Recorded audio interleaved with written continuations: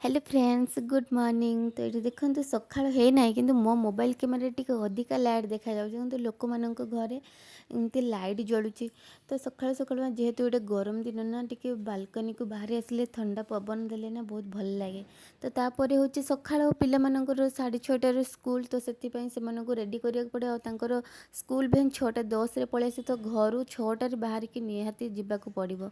तो ये पूरा जल्दी जल्दी ब्रेकफास्ट बनैबी जेहेतु से टिफिन रे भी ने आ खाई भी जी। तो से मुझे कौन करी ना तापर से सबुदिन मंडे टू सैटरडे से सबुदिन रुटीन थाए कौ दिन कौन नवाक पड़े। तो आज से आलू परोटा तो से भाविली कि गोटे यूनिक वे मुझे आलू परोटा बनैबी जमती कि मत बेलिबाक भी पड़ोनी से आमको किसी आगु प्रिपेरेसन करा पड़ो। तो से पूर्व दिन राति मुझे आलू सिझिकी रखीदी आउ जो रुटी राति होता मुझे किछि पट रखीदी जहाद्वारा सकाଳେ आमको पिलाମାନଙ୍କର टिफिन बॉक्स बनैबारे सहज हम। तो तापाई कि मुझे किसी भेजिटेबल नहीं आपण चाहिए आपण पिला पसंद अनुसार नहीं पारे। तो जेहेतु मो पिला माने भेजिटेबल खायापी पसंद करते से केवल बीट गाजर नहीं ये छोट छोट पूरा ग्रेट कर नहीं जहाद्वारा पार्टी से मैंने खाइले तो जना पड़ोनी कि किसी भेजिटेबल दिखाई बोली। तो से देखो मुझे छोट छोट पियाज कटा दे देती बीट आउ गाजर ग्रेट कर देती धनिया पत्र दे देती तापर एवरेस्ट चाट मसला दे देती ये मो सिंधा नमक देती आपड़ चाहिए नॉर्मल सॉल्ट दे पारे। आ मो पिला माननको ये मु लंका देनी कारण से मैंने लंका एते खाती आपण पिला जदि बड़ थे आपण लंका एथे दे पारे।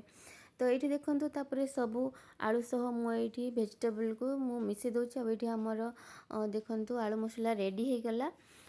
एबे सकाळर 5:10 हो गला तो लेट हो से स्कूल जावाई कि से मुझे से डाकिदेवी आ पिला माने सकाळु सकाळु बहुत चिड़ती सकाळु सकाळु उठती किंतु एमाने सकाळु सकाळु डाकिदेला मात्रे ही उठी पड़ती कहीं राति बहुत जल्दी शुआई दिए खुआई।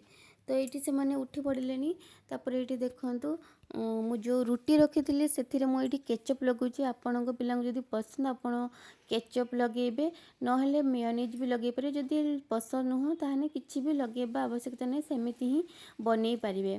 तो ये मु केचप को रुटी रे चारिआडे स्प्रेड कर दीची तापर जो आलू मसला बनै थी से मु अधे नहीं कि गोटे रुटी रे एमती दे दूची आ अधे आ गोटे रुटी रे देबी। तो ये देखु मु आलू मसला एमती गोटे साइड देकी ताको एमती अधारू फोल्ड करदवा। तो एमती मु आ गोटे रुटी भी सेम उपाय रे मु एमती बनै देबी। तो ये देखो आ गोटे रुटी भी आमर सेम उपाय आम ये बनईदे तापर ये आम कौन करना गैस रे आम ये कड़े नवा। तो कड़े ये मु घी दे दूची आपड़ चाहिए रिफाइंड ऑयल दे पारे या मास्टर ऑयल दे पारे। तो मुझे घी प्रिफेयर करे पिला की। तो ये मु घी देकी मुझे दुईटा जो रुटी बनई थी ये मुझे दूची तापर मु घी देदेवी आउ दुई पट यहाँ मु क्रिस्पी करिकी सेकी नेबी। आपण यहाँ स्लो कि हाई फ्लेम रे यहाँ बनैबेनी मीडियम फ्लेम रे कि यहाँ बनैले क्रिस्पी होता है नहले जली जीव आउ स्लो फ्लेम रे बनैले बहुत लेट हो।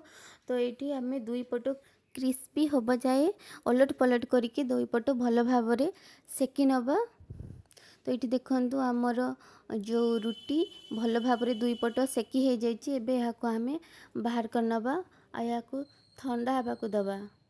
तो ये आमर रुटी भल भाव ठंडा हो गलानी ये मु छोट छोट पीस करी काटि नौची जहाद्वारा आमको टिफिन बॉक्स रे देवाई कि सहज हम। तो ये क्रिस्पी है देखु पूरा से भांगी जाऊँगी तो आपण को बहुत आराम से यहाँ काटा पड़ो। तो ये देखु आलूर जो मसला ता भितर केते सुंदर कलर देखा जाउछि जो बीटरूट दबा जोगु आ एमिति मसला रहिले गोटे रुटी रे आपन पिला पेट फुल हो जिवो। तो ये मो से टिफिन पैक कर दूची जेहेतु एबे सीजनल फ्रूट्स चलची ग्रेप्स तो से कि मु तांको टिफिन रे ग्रेप्स दूची। मो झीर तो पसंद ग्रेप्स किंतु मो पुअर पसंद नुह से मु जो टिफिन जिते पैक करे से आसिकी मो पाखे पहुँची जाए कौन मु टिफिन रे दौची।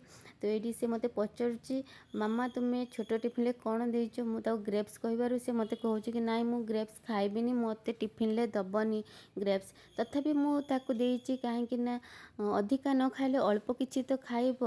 तो से कि मु ता टिफिन रे एटी मु ग्रेप्स दे दीची। तो रहुची बाय बाय पुणी देखा नेक्स्ट वीडियो रे।